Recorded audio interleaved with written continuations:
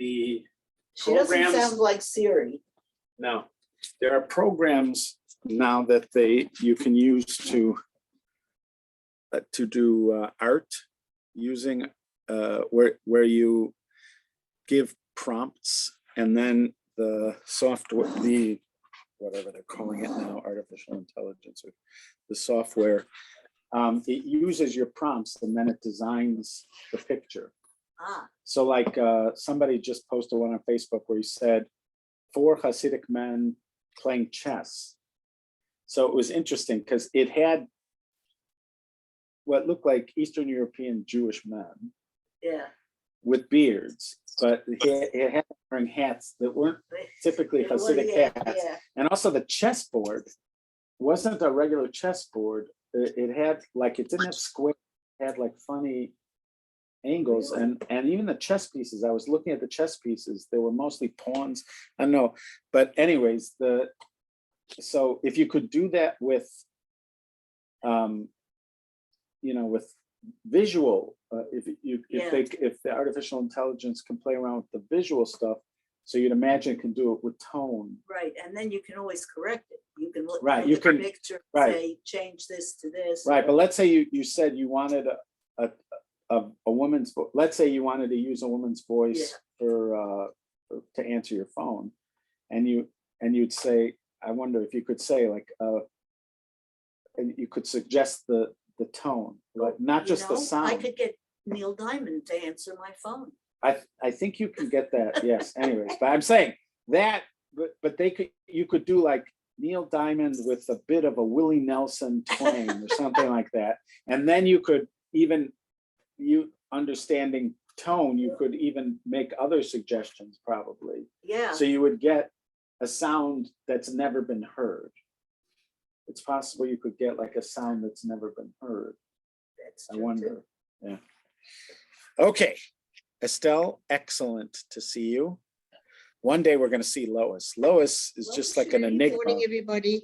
Right. Lois is Hi. a complete Hi. enigma. We don't even know if that's, Well, it could be an Liz is- AI using Lois's voice. Oh, that's right. that's right. The thing That's is right. though, even if we see her, can we know for sure it's her? I don't know if we can. know That's for- right. So what's the difference? I can't. Just We live in Liz some has seen me recently. She knows I'm still walking around. Oh. I have to tell you, before I came on, I had my glasses and then I didn't have them. And I'm looking and looking and looking for my glasses. And I actually thought, boy, if I had a AI or something, I could ask, where's my glasses? It would know. But anyway, I had hooked them on to the front of my shirt that I wore. That's awesome. That's awesome. By the way, there I was a have movie. done that. There was a movie. Even if I saw that this movie was available, I don't know if I'd have the patience to watch this movie. But there was a movie where it was at a time where you could get a holographic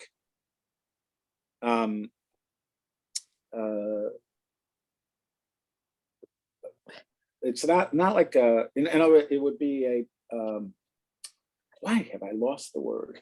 A companion, a holographic companion. So Okay.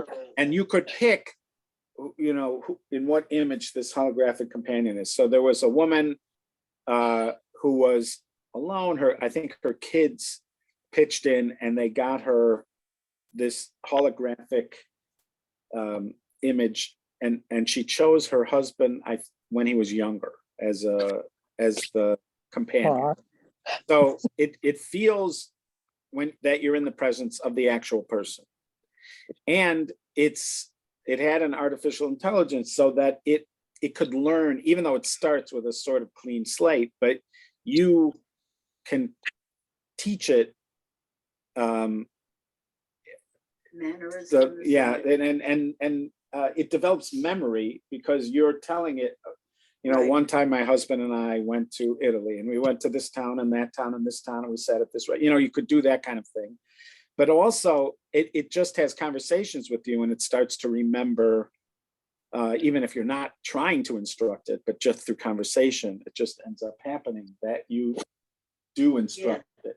So it weirdly ended up that this woman started to develop dementia, and the hologram is now reminding her Oh, wow. of things. It had all the, but also apparently the family started to be jealous because she really fell in love with this hologram was her husband in her mind, and it started to replace the affection of the family. Just all those kind of things you could imagine could happen. But one of the interesting things about it was that thing about memory. What is memory? What does it mean to have shared memory? And why is it important? By the way, this was inside the Bamidbar version. Plus, there's all sorts of notes. Whose handwriting is this? Your daughter's handwriting? It's not your husband, right? No, it's not my daughter's either. So, and it has, Oh, maybe it is my daughter's. I think this would have been your daughter's. Yep. Absolutely, and that is, And this is it might have been handed out. Yeah, this is how they camped when they were going through the desert. I'm wondering if she was in a class. yeah, sounds like it, because she couldn't draw that. There's Right. no way she could have drawn that. Right, but what kind of class would she have been in where she's studying like this, where she's writing notes? in Wow. Torah? It would have been a chapter, I think. How do you like that? I think Well, so. when we get to Korach, we're gonna study her note. Okay, We're gonna works for me. be very much influenced by her notes there. Okay. At least you're finding things that are good, not notes you passed in class about cutting class. There are a couple places where they house the Cairo Geniza. They have like collections from the Cairo Geniza. They've been doing work to access some of the stuff, because over the years stuff's become folded and it's very old, Yeah. and you have to be careful how you open it, and there's whole thing.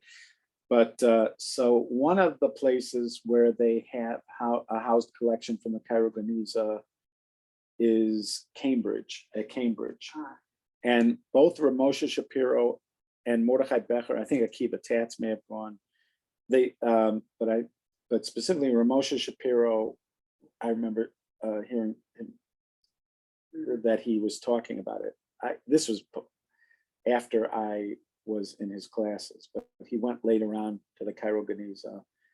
And Mordechai Becher also went to the Cairo Geniza and developed a whole presentation. He gives a lecture and he has PowerPoints. But the reason that they invited Ramosha there, and the reason he felt moved, was because they have a lot of things from the Rambam. They have all sorts. Yeah. It's incredible what they have from the Rambam. wow. They have original stuff that he was working on with correction, like you see where he's like crossed out Crossed something out and made notes. and made notes and stuff, and That's it's fascinating. and it's the Rambam Yeah, doing it. yeah. But one Not of the just a kid. right, but one of the things Mordechai shows in one of his pictures is they have kids taking notes from class. These are like 900 Right. years ago, and they have little drawings. And they have like boats. You see the kids drawing boats and Yeah, that's houses Noah's and Ark. stuff like that. Well, no, this Well, wasn't yeah. from. This is they're in Egypt, so they're probably boats that sailboats like on the Nile or something. But, Real boats. Yeah, but Didn't anyways, he they- show some doodling. of that, Rabbi Becker, show some of that when he did that lecture at Yeah. the show? Yeah, I remember those. That was Yeah. amazing. Yeah. Amazing. doodling, like the Yeah, doodling. the doodles. But also like you're seeing where the Rambam. I think there's even a title to one of the sections in Yad HaChazaka where he changed his mind about the title. That he was going to give to that section. So they say that the story is that when Ramosha was holding the Rambam, he was very moved. He got to do all sorts of cool things in the last couple of decades of his life. Ramosha, like there were these guys who organized trips to different towns in Europe.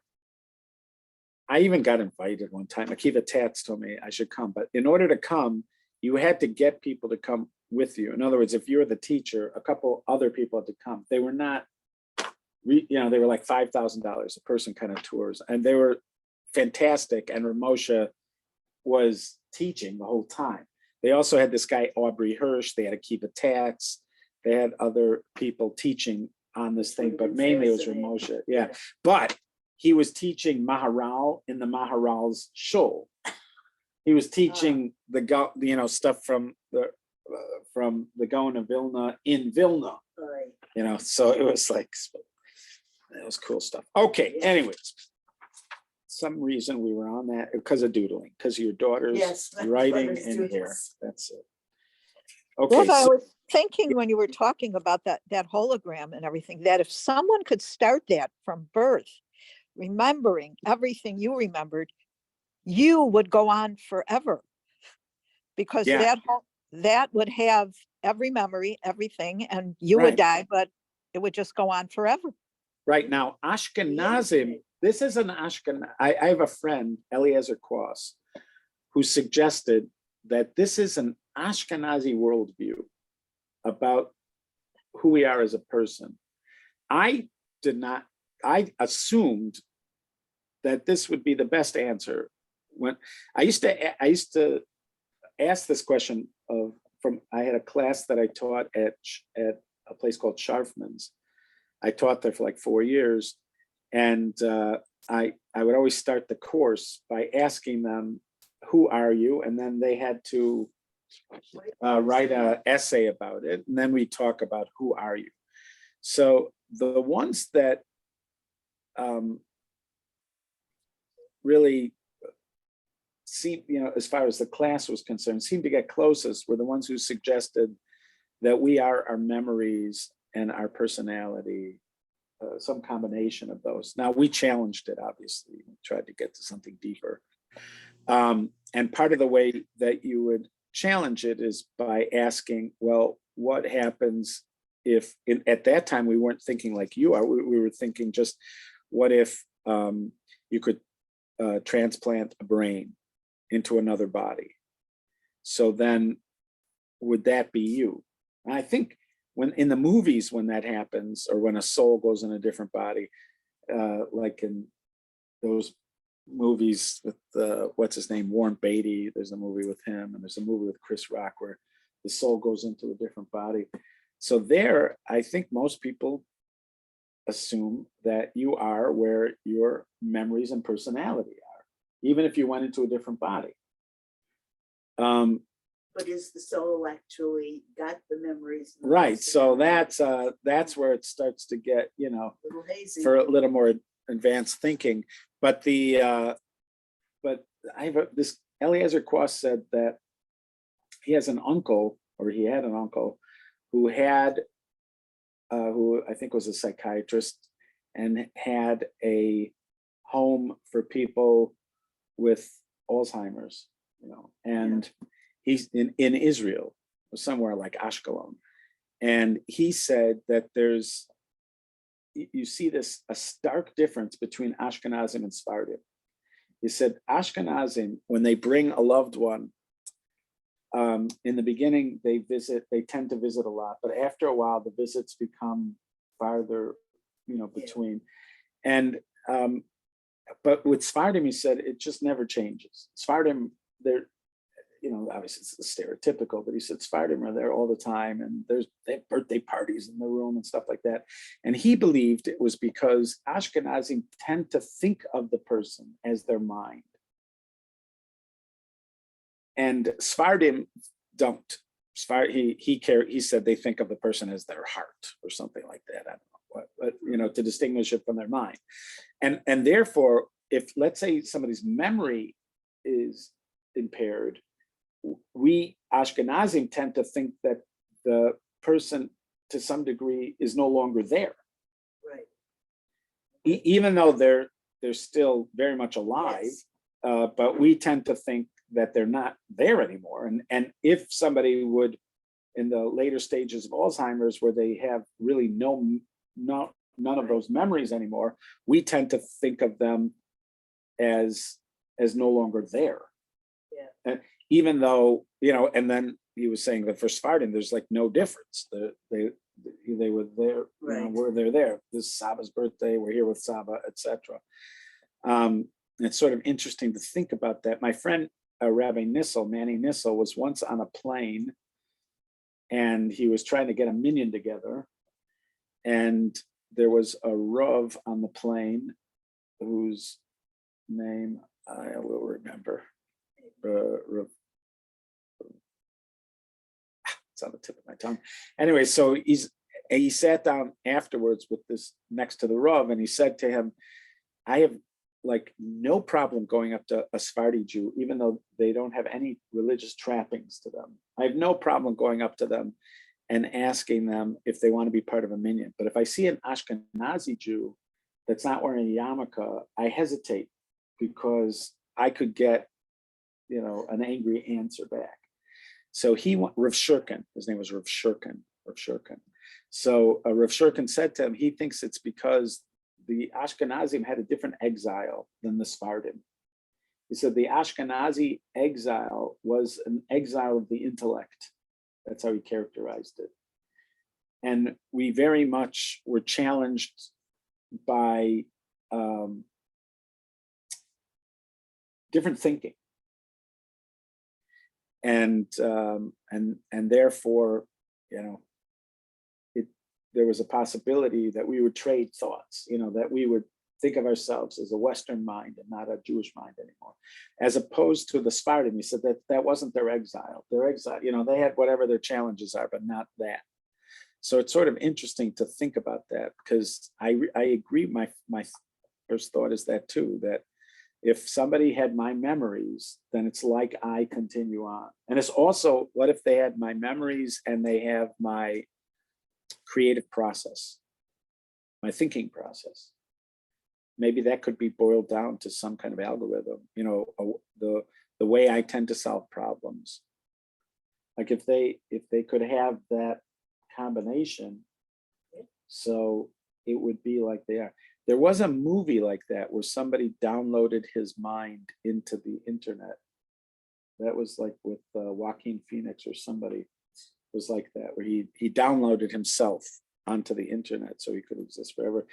But I just read an article, don't think the internet exists forever. That's a mistake. Don't start thinking that way about the internet. It doesn't necessarily live on forever. There's all sorts of storehouses of information that have been erasing their information. So just because you're on the internet doesn't mean you're there forever. Yeah, okay. So when last we spoke, we were talking about a person who, so we were in Numbers, Bamidbar chapter 5. And we had started with verse 5, Pasuk Hey, and we read until 11. And that, it's sort of cryptic what this subject is. If you don't have an oral tradition right at your side there, sort of whispering to you, filling in the blanks. At first, it's quite cryptic what this story is. I was suggesting that if you sifted through the data, you might come to a lot of the details that eventually are provided. When we have a translation like ArtScroll or Aryeh Kaplan or one of these other translations, they fill in a lot of the blanks. And then if you don't get it from there, you can look down in your commentary and then they fill in the blanks there. So you don't even necessarily notice that it was cryptic at first blush, and you don't necessarily get the pleasure of trying to solve the puzzle of what's going on by sifting through the data. And you don't necessarily get every detail right off the bat. You might need the help of other kind of training, which you might have had in the school of Rebbe Akiva or the school of Rebbe Yishmael. And some of the other schools with Yossi, perhaps, where they're training you in other techniques to draw out the information from the text as the way it is. But there were some things that we figured out. We figured out somebody did something to somebody, but they also did something to God. In other words, they need atonement, but they also need to repay. So it had to be something that you did that injured somebody else and also required atonement from God. Bottom line seems to be that somebody stole from somebody. Then when they were confronted about it, they denied it under oath. And then eventually they were found out to actually have stolen it. Big trouble. Right. And so maybe they themselves admitted it, or somebody else proved that they had stolen it. So now, not only do they have to repay the person, they have to repay the person plus a penalty, which is a fifth. And then they also have to, did we say that? We said that, right? That they have to pay an extra fifth. Yeah. So now, and also, by the way, this is something that is spelled out in the Talmud and in commentaries. When it says that you add a fifth, it really means a quarter. It means it works out to be a fifth after you added it. So let's say you stole 100, you really pay back 125. I'm sorry. Yeah, you pay 125. The extra 25 works out to be a fifth of the whole amount. Technically, it's a quarter of what you stole. Mhm. But when you look at the entire amount that you paid, it's a fifth of the amount. So that's how that works. Yeah. So because you stole and you denied it, you pay back what you stole plus an extra fifth. The truth is, if you stole and somebody else proved it, you really pay double. You pay something called kefil. You actually pay double. And if the person stole an animal and then sold it or slaughtered it, depending on if it's a goat or a sheep, you pay 4 times the amount, and if it's from cattle, you pay 5 times the amount. So there are other payment options. In this case, therefore, we're going to assume another piece of data after you've looked at everything is that this guy admitted it afterwards. Because if somebody else had proved it, he would have to pay double or 4 or 5. So the fact that he only pays 1, and then does that look like that could be Lynn? Check your tea too. Might have dripped full. Hi. Excellent. Right on time. Did it ever fill up?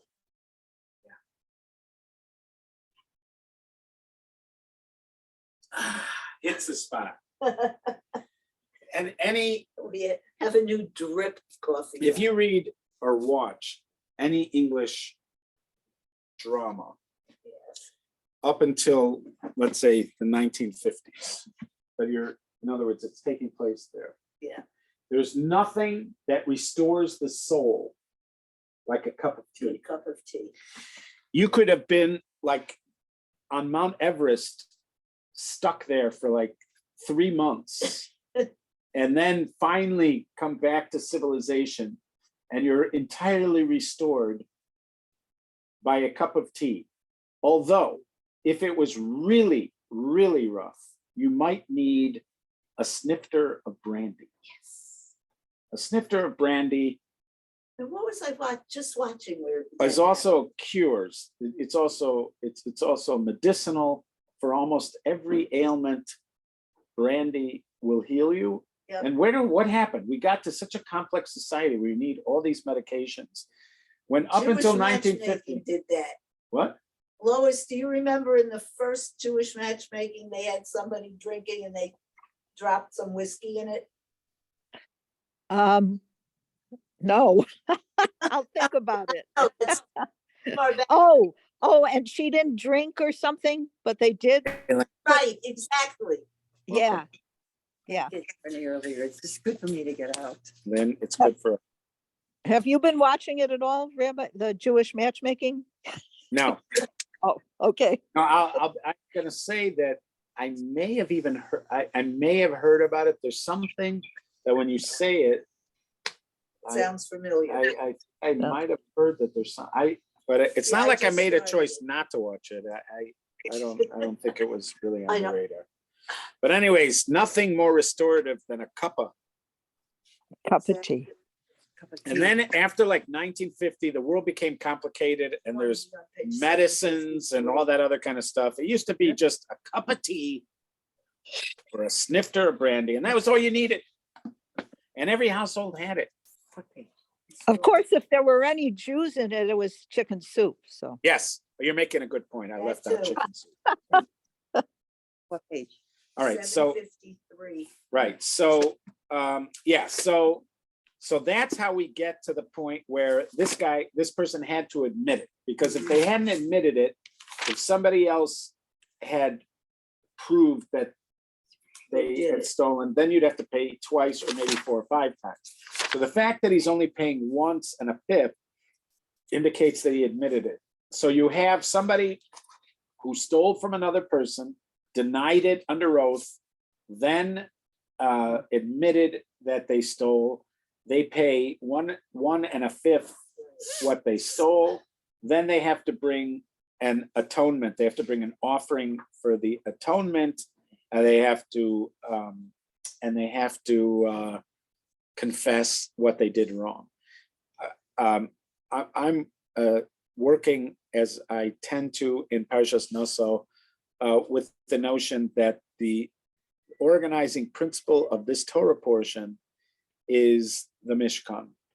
Things that are happening in the tabernacle for the purpose of reunification. People are either being reunited with God or they're being reunited with the Jewish people. But this is to heal rifts and bring people back together, to offer a kind of doorway into the next, to their next stage of life. So now we're on chapter 5. We're at verse 11. Liz has offered to read for us. Go ahead. How far am I reading? You're reading for a way. You're going to read to the end of the Sota story, and it goes on for quite some bit. This is quite dramatic. I might read it out at some point. You're going to read up until chapter 6. I think you'll do okay. It's only 20 verses. I think you have 20 verses in you, Liz. I can tell. Well, 753? I will start. So are you, once again, your page? 753. 753. Okay. Hashem spoke to Moses, saying, "Speak to the children of Israel and say to them, any man whose wife shall go astray and commit treachery against him, and a man could have lain with her carnally, but it was hidden from the eyes of her husband, and she became secluded and could have been defiled, but there was no witness against her, and she had not been forced, and the spirit of jealousy had passed over him, and he had warned his wife, and she had become defiled, for a spirit of jealousy had passed over him, and he had warned his wife, and she had not become defiled. Keep. The man shall bring his wife to the Kohen, and he shall bring her offering for her, a 10th ephah of barley flour. He shall not pour oil over it, and shall not put frankincense upon it, for it is meal offering of jealousies, She's just continuing. a So meal keep on offering reading. of remembrance, Okay. a reminder of iniquity. The Kohen shall bring her near and have her stand before Hashem. The Kohen shall take sacred water in an earthenware vessel, and the Kohen shall take the earth that is on the floor of the tabernacle and put it in the water.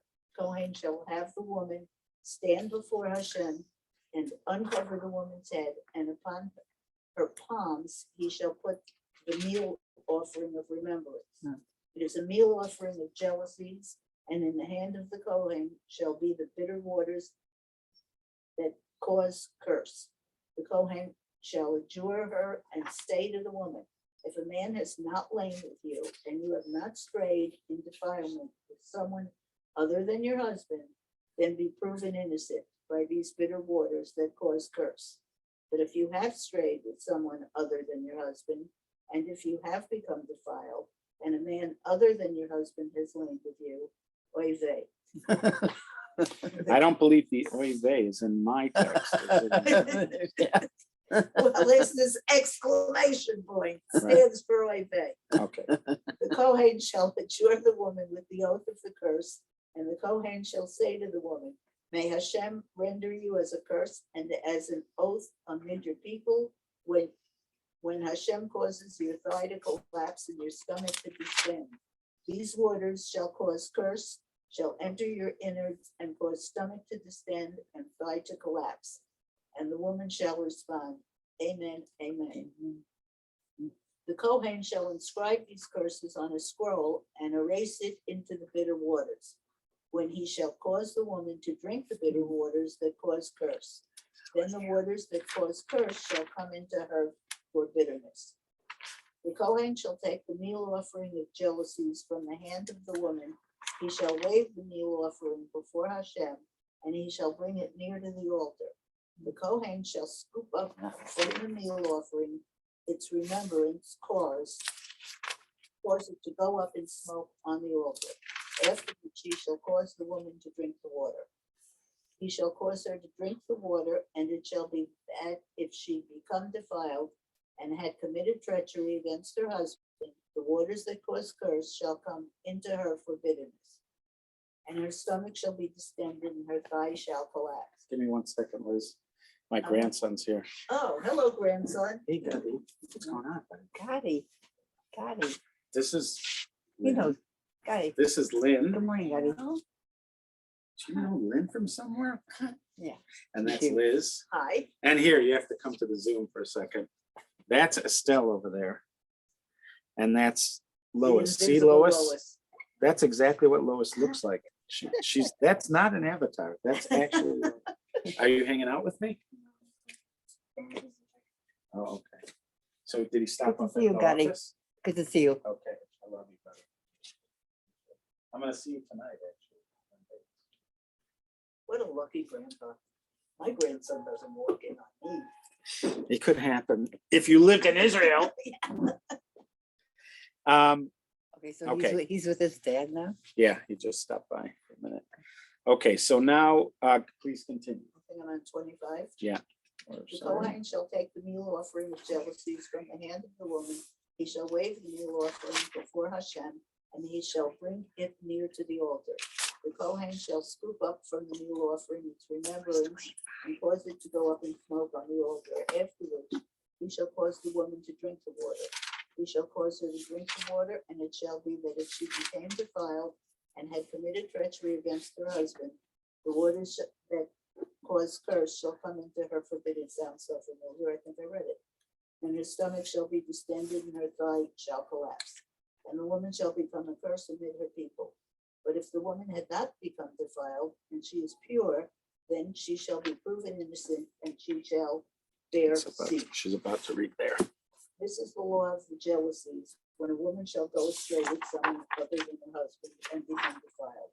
Or if a man who over whom passes a spirit of jealousy, and he warns his wife, and he causes his wife to stand before Hashem, then the Kohen shall carry out for her this entire law. The man shall be innocent of iniquity, but the woman shall bear her iniquity. Okay, The end. all right, so. You press G for ground, right? Did you go all the way down? No, wait. Let me just see. Let me make sure. Might be a one.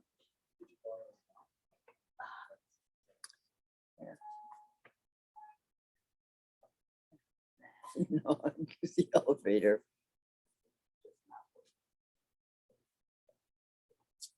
So there's there's a lot here. There's a lot The of coffee maker isn't working. there's a lot they of need a new data. one. this, but I got it. I got mine. I just had to let it drip. You but it had water, eventually but did. you got water. You got water. I did, yeah, with my tea. All right, so now, yeah, so this is also quite a cryptic passage. There's, if you just read it through from the Torah, it's unclear what's going on at first. It's very cryptic and confusing, and you have to go through a similar process. This is a lot more to work with. There's a lot more data here to work with, but you need to like sift through the data. But again, remember that we're looking, imagine that you're just standing by, you're like a journalist, you're doing a piece about a day in the life of the Mishkan, and you're just viewing what happens in the Mishkan during a typical day. So these are dramas that would perhaps unfold before you as you're watching during the day, because again, this is a moment where something's happening in the Mishkan for the purpose of bringing people back together. Now, it does not look like that. On the surface, the Sota does not look like this is an opportunity for a couple to get back together. This looks like the opposite. This Yeah, looks like exactly. you are about to destroy a couple. Right. But what's happening here? So the way it's understood in the Talmud is that if it wouldn't be for this option, there is no there really is no way that this couple is going to get back together. So unpacking, Marriage counsel. right? Unpacking. This is like a dramatic. This reminds me of Jeeves and Bertie Wooster and Jeeves. Did you ever read any of those stories by P.G. Woodhouse about? Oh, yeah. And there was also a drama with Hugh Laurie and what's his name, Stephen Fry. But these stories, it's possible P.G. Woodhouse is a notorious anti-Semite. I don't know for sure, and I don't want to know because I like Yeah, the stories a exactly. lot. I don't want to find out, but I did hear a rumor. Anyways, so what happens is this guy Bertie Wooster is a kind of clueless but well-meaning member of the English gentry who's always getting into some kind of trouble, and he has this butler named Jeeves who's an absolute Always. genius. And so Jeeves always gets him out of trouble. And typically the way they try to resolve things is they try to fix something by doing something very drastic. And that always gets them into trouble. So, if you have a couple in a typical way that they would resolve it is Bertie Wooster's friend, who usually has a name like Pongo or something like that. One of his friends is just broke up with his fiance. So in order to get them back together, they would suggest that they would get the fiance to be drowning somehow, and then his friend would come and save her, and then she would love him again because he saved her from drowning. The only problem is they have to get her in a situation where she's drowning first, and you can imagine that this would go awry. So, but anyways, that's the kind of way they solve problems, is to put them in some kind of very dramatic situation. And then because this dramatic situation plays out in a certain way, it fixes the problem that happened. So I'm assuming that he was inspired by the Sota story, because this seems to be how the Gemara understands the purpose of the Sota story. This story plays out in the Mishkan. It does not play out in a court of law. If there was actual adultery with witnesses, this doesn't go to the Beit HaMikdash or the Mishkan. It goes to a court of law. This is a capital offense, adultery, if there's witnesses, and both the woman and her paramour would be put to death. if it was proven that they committed adultery. That's the law on the books. This is not. Again, we're sifting through the data here. There's a lot of confusing statements. It looks like repetition, and there's one element here, one element there. But if we unpacked everything in the way that the Talmud does, so what ends up happening is we have a woman whose husband thinks she's having an affair. He doesn't know it for sure. He suspects she has an affair. She's having an affair. So he warns her. This warning has to be done in front of witnesses. He tells her in front of witnesses that you cannot be seen alone with so-and-so. So let's say her name is Barbie and the other His guy name is is Ken. Ken. So he Yeah. says, you cannot be seen alone with Ken. Now, when they say alone with Ken, she's not supposed to be alone with Ken anyways, because the Jewish law, the halacha is that a married woman is not supposed to be alone with another man in a place where they could actually have an affair. No Jewish male and Jewish female that are not allowed to be intimate with each other are not supposed to be alone unless you're family. So this is true in any, it's called yichud, and it's true in work situations. For instance, there was a case where a truck driver was suing the company that he worked for.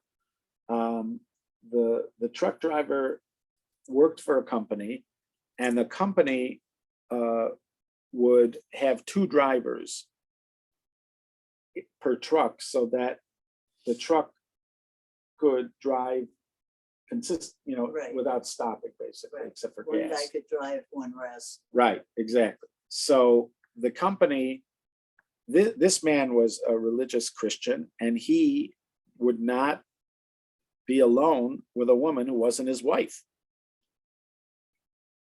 And the company fired him because they insisted that he go with another driver, and it happened. The other driver was a woman. He refused to do it. He got fired. He's suing the company. It made news. Mike Pence, there was an article in Vanity Fair which essentially made fun of Mike Pence for the fact that he has this kind of arrangement with his wife that he will not be alone with another woman, and ever. And also he won't be at even a party if they serve alcohol if his wife is not there. He has like rules about this. So those rules would be consistent. I don't know about the alcohol one, but the rules would be consistent with Jewish law that you're not supposed to be there. So she's not really supposed to be alone anyways. But now that he warned her in front of 2 witnesses, it sets up a continued drama. Because if in fact she was alone with this man, let's say he hired a private detective, and the private detective saw the 2 of them enter a motel room somewhere and leave an hour later. So there are no witnesses to what happened in there. Just that's all they know. That is a fulfillment of the conditions here. So what happens next is, this is again, the Talmud unpacking this text and with a little nudge here and there from the oral law. But so the Talmud says, what happens next is this: the woman is given a choice. She can have a divorce, but if she has a divorce, she leaves without any severance. The rule regularly with divorce is a husband has to pay her upon divorce. This is in the ketubah. A certain amount of money is given as payment, a kind of alimony, a kind of severance pay, you could call it, at the end of the arrangement. She would have to give up the severance. She would not get paid, but she could. That's it. She could agree to a divorce right there, and that would be the end of it. If she wants to proclaim her innocence, And if she is innocent, she would either get a divorce with severance or she would stay married. If she wants to proclaim her innocence, that's this story. Now she has to go to the Mishkan or to the Beit HaMikdash later on. And a whole drama is going to unfold. Part of this drama is, so the drama is going to include bringing a barley offering. She is going to be shamed publicly. Her hair is going to be uncovered. Her clothing is going to be torn. And a curse is going to be said. And she's going to have to drink this water that has a little bit of the dust from the ground and the ink from the curse that is scraped off. And then if she's guilty, she is going to die from drinking this. Her stomach is going to distend and her legs are going to collapse and she's going to die a terrible death. That is what is being told to her before. In other words, if you agree to go and you were guilty, all that stuff's going to happen.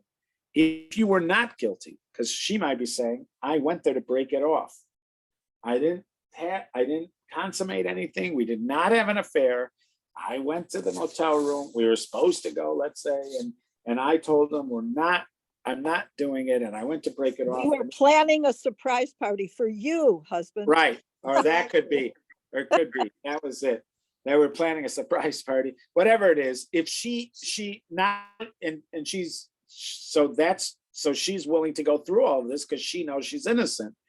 And so again, the purpose of this whole thing, in the end, if in fact she's innocent, then what is the value of this whole process? The value of this process is that the husband is going to see she did not die from drinking it. She went forward, even though it was a terribly frightening and degrading thing. All the while she protested her innocence. And it seems that the ceremony, the ritual, has supported her claim.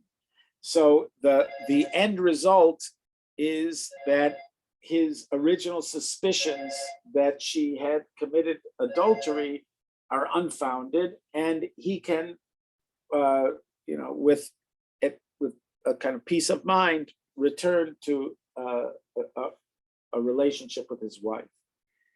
And this seems to be how the Gemara understands it, that this is really the goal. The goal is not to kill somebody. The goal is to make peace between husband and wife. The Gemara suggests that the part of the ceremony that really underlines that is the erasing of the curses into the water for her to drink. At that point, you erase not just the words of the curse, but you erase God's name, because God's name was part of this curse. And you were not allowed to erase God's name.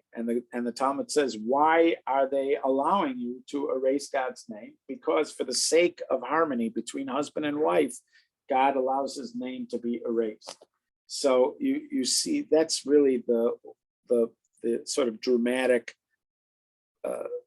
aspect of this that underlines this notion that ultimately, as gruesome as it looks and as terrible as it sounds, it's ultimately a kind of dramatic gesture for the purpose of bringing husband and wife back together. And I'm suggesting that the closest we have to that in Western literature is Bertie Wooster and Jeeves, his brother. And if you read just one of those stories, I think you'll agree with me that they Rabbi, are okay.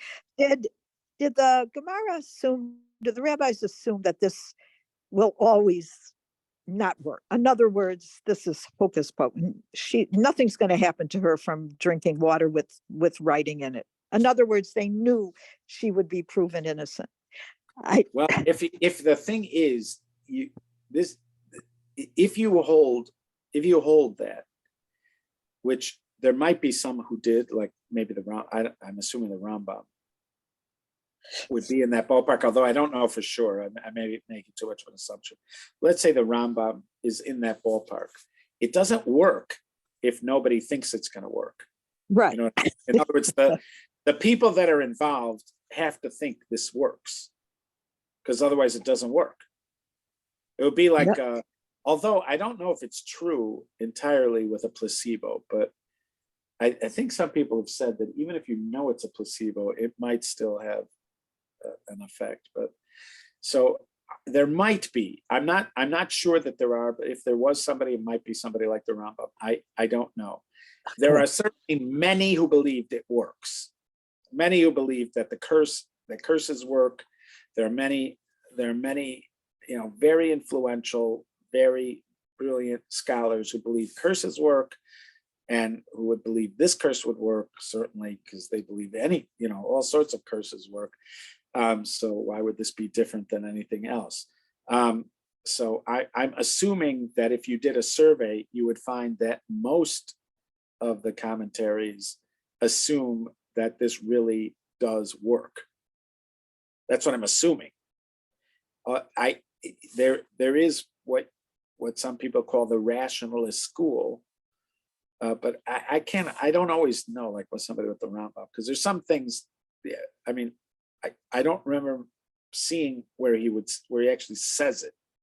There might be some place where he actually says it. If he doesn't actually say it, I think a lot of people would assume that that's where he would be about it, because he says this about witchcraft, and he says this about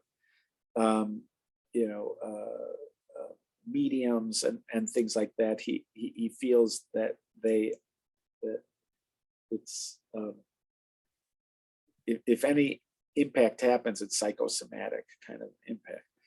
But Well, I have to leave now, so Okay, thanks very great, much. Estelle. Thank you. all right, thank you for being here, Estelle. See you next week. Yeah. Hi, Estelle. Bye. Okay. Right. Yeah. So I will say that in the Gemara, you do see a lot of scenario. They bring up tons of scenarios where it wouldn't work, to the point where it's hard to see how anybody would still think it might work, because there's so many reasons why it might not work. So for instance, if they were open to the idea that it might not work right away if she had some other merit, and it may only happen later on. Again, there are those in the Gemara that question it right away. They go, well, if it's not going to work right away, then why is this of any use? But there did seem to be some opinions on record in the Gemara that it could be that the effect would be delayed or may not even happen if the person had some kind of merit, or the husband himself had issues. What if the husband himself had been involved in adulterous affairs? In his case, it would have to be other married women, or so there could be all sorts of mitigating circumstances. If you already are open to the idea of mitigating circumstances, then it seems like it would very much water down the whole thing. And so but we actually just finished this tractate yesterday, the Tractate of Sota.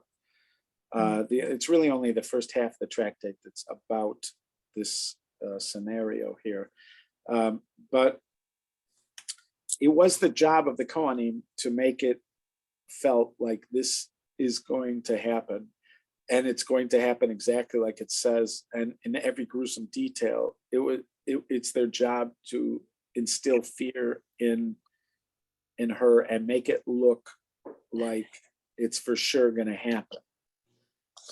So, but whether or not what they actually believed about it, whether they felt it was more psychological than it was spiritual, I don't know what they would have felt. But I think if you do a survey of commentaries, I think you're going to find that most commentaries assume that there is a spiritual effect from it. Is any difference between the first and second temple doing this? I wonder. I mean, there was about it. so much magic in the first temple. Right. To read on my, commentaries. right, I wish I That's okay. memory about that, because we, in fact, it's only been a few weeks since we would have been talking about that subject, and even now, the distinction between first and second temple, did that come up? It could be it's overtly discussed in the Gemara, and I do not remember. Okay, so yeah, again, it's important to stress this, that she did not have to go through this if she didn't want to. She could just agree to a divorce.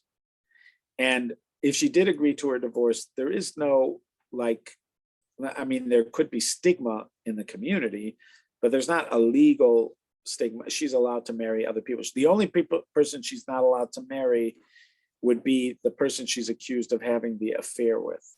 Once she's accused of having an affair with him, she's not allowed to marry that man. But again, if she passes the test and then gets a divorce, she's allowed to marry that man. But if it's under the cloud of this, and also she's not allowed to stay married to her husband. Now, the husband, they can't reconcile. Once it went to the point where they're at this, where it's now going into the Sota protocol, she can't stay married to her husband. They can't just turn back the clock and say, forget it, we made up, but we're not doing it. She's not permitted to her husband. She's not permitted to the person she's accused of. Once she goes through the process and is successful, then she's permitted to her husband. And if she got a divorce from her husband, she is permitted to that other guy. Again, there is, if she is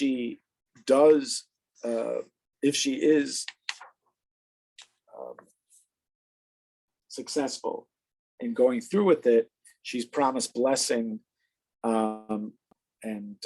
if she couldn't have children, she's blessed with children, but she's promised lots of blessing afterwards. There's a midrash that says that Hannah, it may even be the Gemara, might be the Gemara said it too, but for sure there's a midrash like this, that Hannah, when she was bargaining with God for a son, she wanted a son.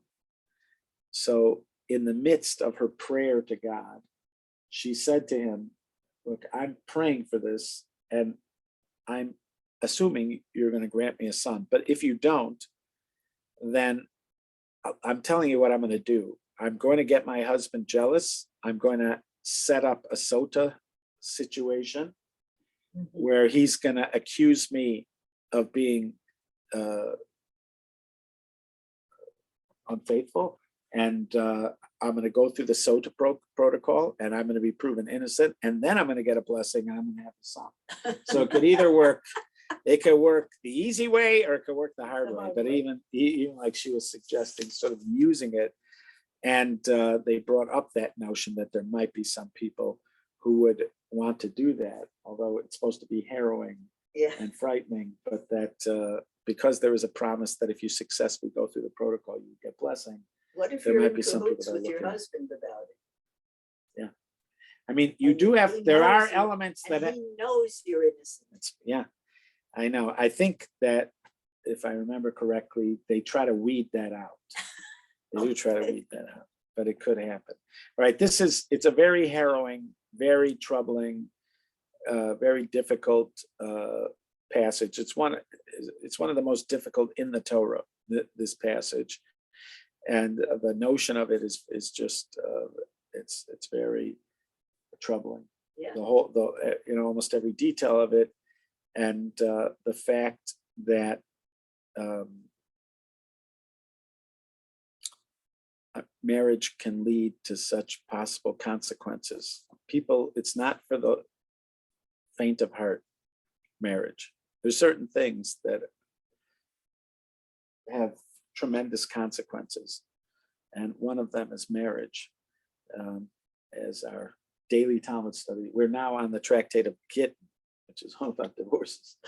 So you just are reminded that it's a great commitment to get married, and it has lots of consequences. I think a lot of us know it can have lots of consequences that aren't legal, and it also can have a lot of dramatic legal consequences as well. Okay. Yes, I love the fact that Marjorie Taylor Greene is getting divorced and Lauren Bobart's getting divorced. These family value people are wonderful. I And- wonder if I'm sure there is somebody who's done a thorough survey of that. Like you'd have to come up with a criteria, but people who are noted for speaking about family values, what the divorce rate is it higher than? Oh my goodness, look at or- Rush Limbaugh, look at Prager, look at Yeah. Sarah Palin. I just Yeah. go. Yeah, but I'm saying, but would you consider it interesting even if they had the same divorce rate as everybody else? Or would you need it to be that they have a higher divorce rate? The same would be fine with me. Yeah, I could hear that, right? Because even the same divorce rate would be proof of Yeah, right. right. But Yeah. I'm guessing they might have a higher one. Oh, yeah, I think they do. Right. That would be, I think, even more interesting if that was true. Okay. Thank you, Rabbi. All right.